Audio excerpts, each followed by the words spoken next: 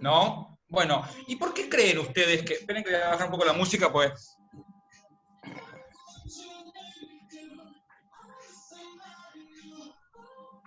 Bueno, ¿por qué creen ustedes que estamos hablando del Brexit? ¿Por qué les parece importante poder entender este proceso de ruptura? Y en su caso, ¿por qué les parece esto? Bueno, ¿no hace un poco también al, si se quiere, al funcionamiento institucional, por ejemplo, de la Unión Europea? Es decir, por muy, más allá de lo que se puede opinar del Brexit, si estuvo bien, mal o lo que sea, pero lo concreto es que se puso a prueba, me parece que como que se puso a prueba a ver si realmente había un funcionamiento institucional que estuviera, bueno, en fin, que estuviera así acorde al acontecimiento, y hasta ahora parecería ser que sí, por lo menos los canales previstos para este tipo de decisiones por el momento están funcionando.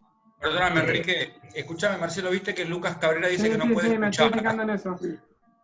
Ah, ok. Entonces, entiendo, Enrique, sí, comparto lo que decís. A ver, por un lado, el procedimiento, lo formal, ¿no es cierto? Y quizá lo que yo pretendí a través de esta charla es que ustedes en sus mentes puedan recrear este proceso de desandar lo recorrido. ¿Bien? Que entiendan que todos estos temas que la comisión dijo, che, tenemos que fortalecer esto, fortalecer lo otro, pensar cómo nos vamos a manejar con esto, pensar qué va a pasar acá y allá, no nos marca otra cosa más que ese acá y allá fue toda la resultante de un camino recorrido, de una construcción efectuada entre los pueblos y los estados. ¿Entienden? Entonces, el proceso de integración europeo, en realidad, está muy fortalecido y muy avanzado, porque pudo resistir la salida de un socio tan importante como el Reino Unido. No es una cuestión minúscula. Y naturalmente, las secuelas de esto habrán de notarse en cuál de las economías, en la economía de la Unión o en la economía de Inglaterra, Lucas. No, me acabo de enganchar con el audio, como no sé. Te decía, las consecuencias de esta desunión, de esta separación, van a notarse cuando pase más tiempo, cuando empiecen a consolidarse las cosas, ¿no? Los procesos. Pero mi pregunta hacia vos es, ¿pensás que en cuál de las economías se va a notar más? ¿En la inglesa o en la economía de la Unión? Mira, en principio creería que en la de Gran Bretaña, por una cuestión de que es el Estado que se está separando. Pero bueno, pero al mismo tiempo el Estado que se está separando lo hizo, entiendo, porque creyó que esa separación le iba a ser conveniente en el aspecto económico. Estimo. Es muy interesante eso. Pero es muy bueno, interesante. al mismo tiempo la Unión sigue siendo el bloque y entiendo que va a tener preponderancia por encima de cualquier Estado que esté cerca geográficamente. Vos sabés que no faltan analistas y algún doctrinario y algún concepto que yo puedo compartir que establece que en realidad a Cameron le salió el tiro por la culata, porque Cameron suponía que cuando pidió el referéndum iba a tener el resultado diferente al que obtuvo. Eso dijeron muchos en su momento. Claro. Un error de cálculo brutal. Descuido, exacto. Brutal. Y aparte, en lo que hablábamos antes, en dejar una decisión de esta en una mayoría simple, como si se eligiera un representante comunal o algo así, cuando tendría que haber sido hasta inclusive estratificado. Perdón, tres regiones dijeron que no. Escocia, Gales, Irlanda del Norte, los problemas que eso... Hay algo que no toqué, que vos me lo traes a la memoria, Enrique, que tiene que ver con Escocia. Escocia tiene en este momento una difícil relación con el reino en virtud de esta decisión, porque Escocia es la más perjudicada, porque fue la que claramente dijo, no me quiero ir de la Unión, porque no me conviene. Sí, exacto. Y esto tiene muchos problemas internos, por cierto. Muy bien, muy bien. Entonces, a ver, para tomar un poquito nota, ¿no? Porque incluso este tema podría ser un buen disparador para poder trabajar el concepto de la jurisdicción y el reconocimiento de la jurisdicción de los Estados de la Unión en el Reino Unido luego del Brexit, ¿no? Y el impacto negativo que el Brexit va a tener necesariamente. Y yo, Lucas, coincido con vos en que claramente la mayor dificultad la va a tener el Reino Unido, aunque el Reino Unido tiene una economía muy sólida. Y quizá un señalamiento, algo que decía Enrique, que lo marcó 3 veces en la charla que tuvimos, que es esto de la mayoría simple. Por ahí puede tener una lectura distinta esto, Enrique, a la que vos hacés, y por ahí puede marcarnos la fortaleza del sistema democrático, al punto que no necesita tener mayorías agravadas. Bueno, Digo, eso es cierto. ¿no? Como para pensarlo, ¿no? Eso es cierto, sí. No digo que sea así, digo para pensar. Porque a veces cuando tenemos las mayorías agravadas, yo, en lo personal, pienso o anticipo que estamos ante una democracia que en algún sentido tiene debilidades y a la que le cuesta lograr consensos políticos. ¿Sí? Pero, a ver, es un pensamiento, ¿está bien? No es algo que hay que tomarlo como una verdad doctrinaria, digo. Simplemente, a ver, esto es muy propio de los países sajones. ¿Cómo Donald Trump llega al poder en Estados Unidos? Con una legitimidad bajísima, porcentualmente hablando. Si hubiera sido otro tipo, no hubieran sido los colegios electorales, Trump no es el presidente, Hillary Clinton, y la historia hubiera sido totalmente distinta.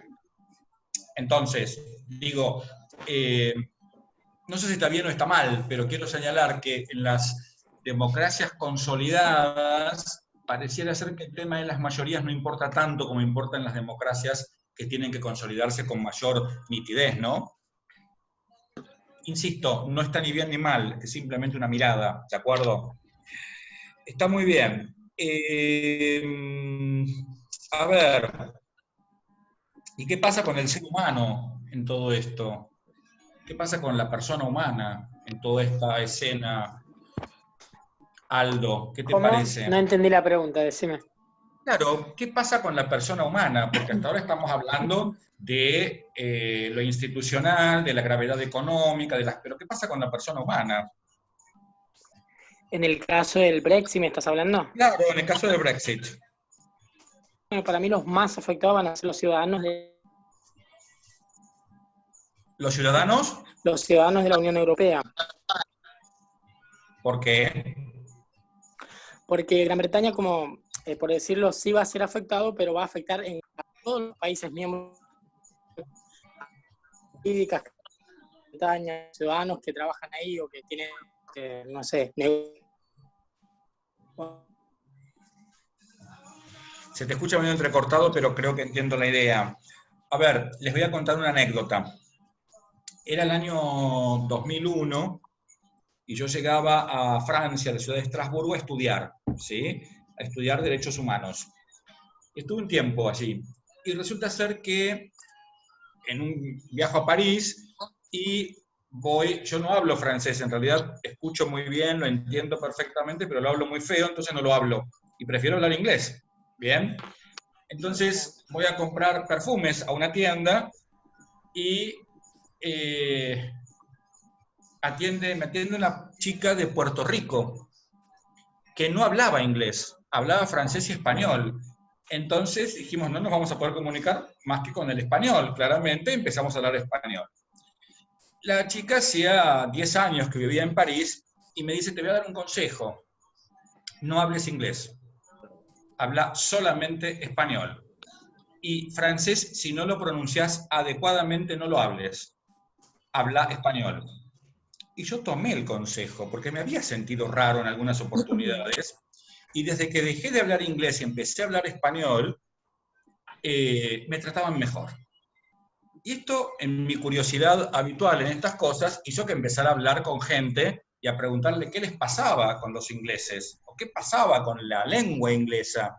Y el problema no era la lengua inglesa, el problema era que la lengua inglesa representaba a los ingleses, que son odiosos, que son soberbios, que son esto, que son lo otro.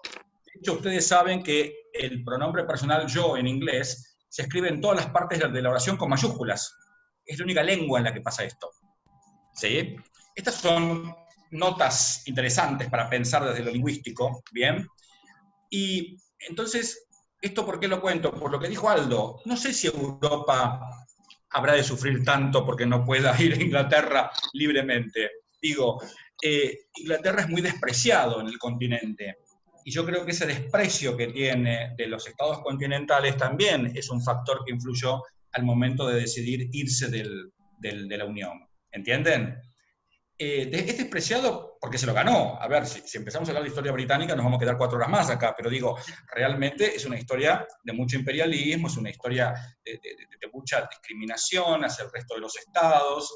Es complejo, ¿no? Es complejo. Entonces, digo, creo que en realidad los más perjudicados, Aldo, desde lo humano, son los propios ingleses y las inglesas, que con una mente más abierta van a tener la imposibilidad, al menos primaria, de poder participar de eventos laborales, comerciales, económicos, que se den en el resto de los estados europeos, que conformaron parte de la Unión.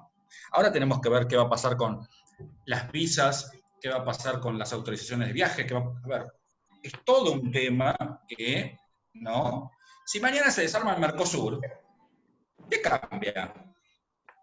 Casi nada. Nada, a ver, yo las veces que viajé, desde la existencia del Mercosur, que viajé a Uruguay, a Brasil, hice aduana como cualquier vecino, me pidieron documentos como cualquier vecino, una vez que viajé a Uruguay me revisaron el auto como si fuera un delincuente, digo, y ya estaba vigente el Mercosur. Esto en Europa no pasa. ¿Está bien? Entonces, creo que la evolución, cuanto más evoluciona un sistema y luego aparece un divorcio de esta naturaleza, mayor es el grado de lesión a los derechos subjetivos. ¿Se entiende? Porque hay que hacer toda una adaptación, hay que hacer toda una mirada diferente y acostumbrarse a una nueva estancia, ¿sí? A una nueva sociedad, en fin. Desde que ya no están más en Europa, en el Reino Unido las banderas de la Unión. A la Unión lo único que le cambió es que la bandera cambió, en vez de 28 estrellas tiene 27.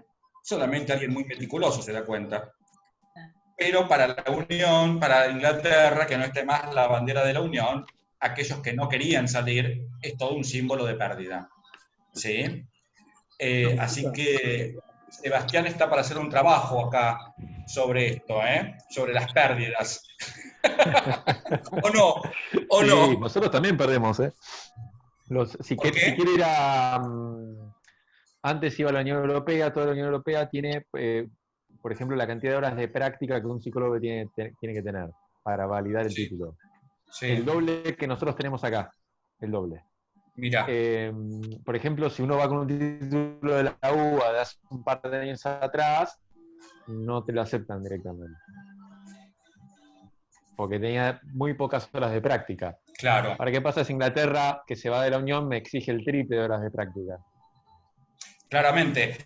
Mirá, es muy interesante lo que decís, y una de esto no hablamos, y mirá qué suerte que lo traes, porque está bueno mencionarlo. Acá se presentaba un problema serio en materia de reconocimiento de la validez de los títulos universitarios. No hablemos de los extra Europa, de los propios europeos. Con los abogados en particular pasó algo muy significativo. ¿Por qué? Porque en Italia los abogados tienen que rendir. Vos cuando te graduás de una universidad italiana, no te graduás de abogado, te graduás de licenciado en Derecho. El licenciado en Derecho tiene la posibilidad de rendir un examen ante el Colegio de Abogados, que podés darlo nada más que 2 veces. Si fracasas en la segunda ya no puedes darlo de vuelta. Ese examen en el Colegio de Abogados te da el título de abogado, es decir, que el título de abogado es para abogar realmente y para trabajar y poder presentarte ante los tribunales. ¿Vamos bien? Sí. Muy bien. Yo tengo un amigo, Federico, que es italiano, que lo conocí en el viaje que hice en el 2001. Fede intentó, fracasó, el pibe se dedica a docencia e investigación porque no puede hacer otra cosa, ¿de acuerdo? Sin embargo, algunos pillos, porque la picardía no es solamente criolla, ¿qué hacen algunos pillos? Se van a España, esto es, hacen toda la carrera en Italia, luego se van a España, rinden derecho constitucional español, validan el título y pueden ejercer en España y en toda la Unión, incluido Italia. Sí. ¿Se entiende? Esto generó que la Unión Europea dijera, che, basta de vivos, vamos a crear normas. Y aparecen las reglas de Bolonia. Las reglas de Bolonia se refieren exclusivamente a los títulos universitarios. ¿Está bien? Sí. Entonces, decir, bueno, ¿cómo van a valer los títulos? ¿Qué se va a pedir? ¿Qué no se va a pedir? ¿Cuál va a ser la competencia? Porque hay algunas que son claras las cuestiones. El médico es médico. A ver, el médico es médico. Digo, el abogado, no sé si es tan abogado. Una cosa es ser abogado para ejercer, otra cosa. En Italia lo tiene muy claro, en Inglaterra lo mismo. Inglaterra al punto que hay dos tipos de abogados. Los abogados comunes, que pueden llegar hasta la Cámara de Apelaciones, y los abogados más importantes, por decirlo de alguna manera, que son aquellos que pueden ir ante la Corte Suprema, que es la Cámara de los Lores. No todos lo pueden hacer. Fíjense cómo es muy clasista el inglés. En consecuencia, esto también tiene que ver con el clasismo. ¿Estamos? Ahora, todo esto lo que marca es que los diferentes tipos culturales unidos pueden armar una pequeña bomba de tiempo y siempre cuando hay voluntad se puede ir desarmando la bomba y escapándole al peligro y que nunca explote. Pero hay que tener inteligencia para esto. ¿Está bien? Esto es lo que buscan los procesos de integración, que las bombas no exploten y que las culturas se puedan juntar y que efectivamente puedan crecer los pueblos. ¿Estamos de acuerdo? ¿Entienden? Muy bien. Ustedes saben que salió una resolución del decano que no permite tomar exámenes virtuales, ¿sí? En principio, y que obliga a tomar los exámenes presenciales, porque la realidad es que esta materia se va a retomar formalmente el 1 de agosto y va a terminar a fines de julio, si mal no recuerdo. A fines de julio voy a tener... ¿Perdón? ¿En junio no es que retomamos? El 1 de junio y termina en julio, ¿no? Sí, claro. Una cosa así. En realidad yo pretendo, a Dios gracias tenemos libertad de cátedra, acá decido yo solo, yo voy a seguir con lo que habíamos acordado nosotros, y más en un curso tan pequeño, de manera tan pequeño en número, tan grande en capacidades, ¿no? A ver, a mí me parece que corresponde acá, que es más beneficioso para todos, quizá extender la fecha de la entrega del trabajo, ¿sí? Bueno. Decídanlo ustedes igual, extenderlo, y una vez que se extendió,